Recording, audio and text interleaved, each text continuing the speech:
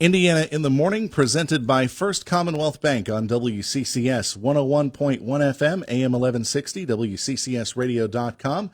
And our interviews are brought to you, as always, by Marcus and Mack, voted best personal injury law firm and the best of Indiana County contest. Marcus and Mack, a law firm representing injured people. Well, May is Stroke Awareness Month, and the great people at Indiana Regional Medical Center will make sure that you're able to survive everything associated with a stroke, even in the aftercare for it. So joining us right now to talk about IRMC's Rehab Care Center, we have with us today George Sherry and Christine Lasser. So, folks, how you doing today? Doing great. Thanks a lot, Josh. Yep. We're glad that you're here. Both of you are here. So, with May being Stroke Awareness Month, how does the Rehab Care Center support patients in a post-stroke environment? I'll throw it open to both of you here because this is something that's even though the stroke is past and they're on the road to recovery, it's still kind of touch and go. Well, it can be touch and go. The recovery is what we focus on. Mm-hmm. And though there's a number of reasons or diagnosis people come to the rehab, stroke by far is our number one diagnosis, accounting for about 50% of all the patients we see. RCC supports stroke in two major ways. Mm-hmm. One is the medical management. On our rehab unit, you have physician coverage 24/7. You have all of IRMC's resources available should you need it. And a very unique thing about acute rehab is we have a physiatrist. His name is Dr. Jagadish Shetty. Mm-hmm. He's physical medicine and rehabilitation. He manages, like he's the captain of the ship, if you will. Right. The other side is the therapy. We offer physical, occupational, and speech therapy, and the patients on a rehab have to do 3 hours of therapy every day, Monday through Friday. We like it so much, we even do it on Saturday for them. And we have like what's called the continuum of care. And mm-hmm. Chris will tell you a little bit about that. Well, let's go ahead and go with that, Christine. You are it says on your tag, I'm reading there, physical therapy manager for the RCC, right? Right. So our therapists provide... a little closer to the mic, please. Our therapists provide services on the hospital setting. So when somebody comes in initially or acutely with a stroke, the nice thing about IRMC is we do have that continuum of care. So as you progress through your rehab, it's an easy transition to come to our rehab unit, which is within the hospital.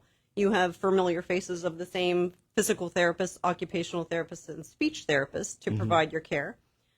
We know that right away the first month is very, very important in stroke recovery, and that's where we come into play at RCC. We provide intense therapy, all the services that you need. They could include speech therapy, which would be for language or communication. Mm-hmm. Also, it could be to help with swallowing issues because a stroke can also affect your swallowing, which a lot of people don't realize that. Physical therapy will work on strengthening, fine motor skills. We work on balance, coordination.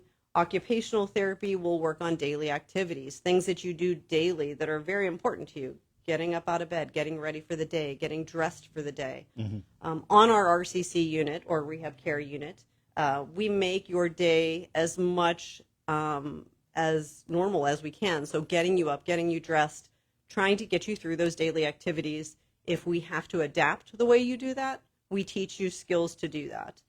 It sounds like whenever we hear 3 hours a day, it doesn't sound like much. But to somebody who has gone through something like this can be a very big physical strain because of the fact that some of their motor actions are reduced because of the effects of the stroke, or in some cases, speech is reduced because of the stroke. So it doesn't seem like a lot, but it is tough. It is tough, and a lot of people might be a little bit intimidated when we say 3 hours of therapy a day. Mm-hmm. However, it's all focused on function. So as they get into the rehab setting and we focus on that function that they want to regain and we work towards their goals of gaining certain ability to do things, to return home, that 3 hours spread out throughout the day really works. And honestly, it does go by quickly. Yeah, okay, good. yes. No, that's great. What criteria is generally used in determining if someone needs to be in the RCC or if they can go straight home? Well, I guess my favorite answer to tell patients and their families is no, you don't need us because you're doing too good. Oh, okay. Your stroke in this, scenario was mild. It didn't affect your ability to function at home with maybe some support, or there's no medical management. But the criteria can be basically cut down into those two areas: the medical management, needing that physician to oversee your care, and the need for at least two of the three disciplines of therapy we spoke about. A lot of our strokes, people are learning to walk again. Yeah. People are learning to eat again. Some are learning to talk again. And you imagine, how long it took you to learn to walk. We're condensing that back into retraining the brain, and hopefully in a 2-week time frame get you home. Retraining the brain, retraining the muscles involved too, sure. because that's affected as much, I would say, as the brain, because lack of movement, lack of use of those muscles, right? What can a patient or even the family of a patient expect whenever they go into the RCC and spend some time there for rehab? So they can expect to have coordinated care. So everything that they are taught with the therapies then is also reiterated with our nursing care throughout the day. We involve our families. We involve our patients. So the number one thing is, what is your goal to achieve while you're there on the rehab unit? And all of our goals, while they're functional, all tie back to the patient's goal. We do team meetings. We invite families in. So as you progress through your rehab and you make progress, we talk about your progress. We talk about what you still need to do to get home. And we bring the families in to be part of that. So if you have a caregiver or if you have children that are involved in your care, they become part of your therapy as well, so that we can teach them what they need to know to get you home safely. We've been talking about it through the vision of stroke awareness, but can anybody come to the RCC? Short answer is no, because they have to meet those criteria. Okay, understood. Yeah. Yeah. I do work with some logistics with insurance and different aspects of the healthcare industry, which is sometimes, a challenge to work with, but you have to have the need and the ability too. There are some strokes that are so impaired that they can't tolerate that 3 hours, or they're medically unstable. They're not yet ready for our rehab. It's not just the two of you in there. Talk about this entire team of great people who are taking part in this whole thing. So we have experienced speech therapists, physical therapists, occupational therapists, rehab nurses, our rehab doctor, and all of the support team that coordinates that care. A lot of great people, it sounds like, over there. And about your roles, we mentioned you as physical therapy manager. George, we didn't get to your role, even though you're with community relations. What is your role within the RCC? Well, my role in the rehab has evolved greatly. But before we move to that, I do want to say on the nursing side, our staff, we have the nurse aides, the LPNs, and RNs, in addition to right up the ladder to Mr. Wolf. We have administration supporting our needs. Mary Hamilton is our nurse manager on the rehab, but they're all there. Like you said, it's not the two of us. We couldn't do it, just the two of us. But my role, I started on day one when we opened, and that was July 1 of 2003. Wow. So this is great. So 21 years. Getting on to 21, yes, sir. That's amazing. Christine, how long have you been with the RCC? I have been here that long as well. Wow. So obviously there's a passion for helping people far above and beyond just kind of the physical nature to it. The emotional side of it, too, is definitely shows through in the work, I would say, right? Correct. And I would say Indiana Regional Medical Center is a community hospital. So we serve our community, which is our family, our friends. We are definitely passionate about what we do, and everybody that comes to us is truly family.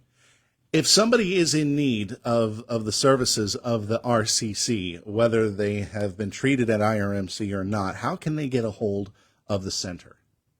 to get a hold or to make a referral, as Yeah. we call it, Yeah. they can call our department, and that is 724-357-7436. They can call just the main hospital number, the 7,000 number. Yeah. But with strokes in particular, most of them are in an acute setting, whether we transfer them out to a different hospital or not. Right. And ask your case manager, your social worker. So again, the families of those involved can also help out in that process of making the referral. Anyone can make a referral. Excellent. All right.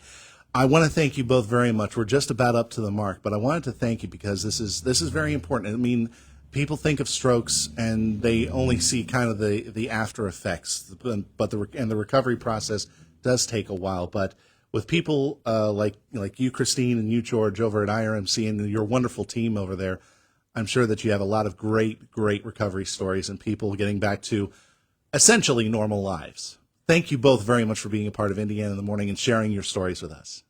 Thanks, Thank you. Josh. Thanks, Renda, for having us. Thank you once again.